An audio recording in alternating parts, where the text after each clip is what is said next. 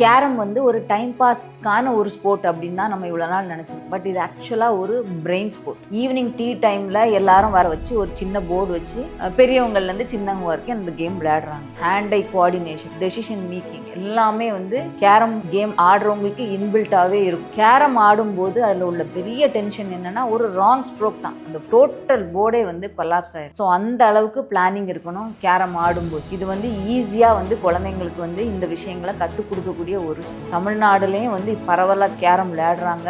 National level players நிறைய பேர் இருக்காங்க. ஸோ குழந்தைங்க வந்து கேரம் போர்டு விளையாடுறாங்க அப்படின்னா கண்டிப்பாக இதுக்கு வந்து பாத்வே இருக்கு. இது வந்து ஒரு ஜஸ்ட் டைம் பாஸ் கிடையாது. குழந்தைங்களுக்கு வந்து இது கரெக்டான டைம்ல கொடுக்கும்போது அவங்க லைஃப்லயும் அவங்களுக்கு ஒரு கிளாரிட்டி கிடைக்கும், டைரக்ஷனும் கிடைக்கும். கேரம் போர்டில் ஸ்ட்ரைக் வந்து கரெக்டாக பண்ணாதான் காயின் மூவ் ஆகும். அதே மாதிரி லைஃப்ல கிளாரிட்டி இருந்தால் தான் அந்த டைரக்ஷன் கிடைக்கும். இதை வந்து கேரம் வந்து டீச் பண்ணுது. ஸோ இது சிம்பிள் கேம்னு நினைக்காதீங்க. Very very powerful game.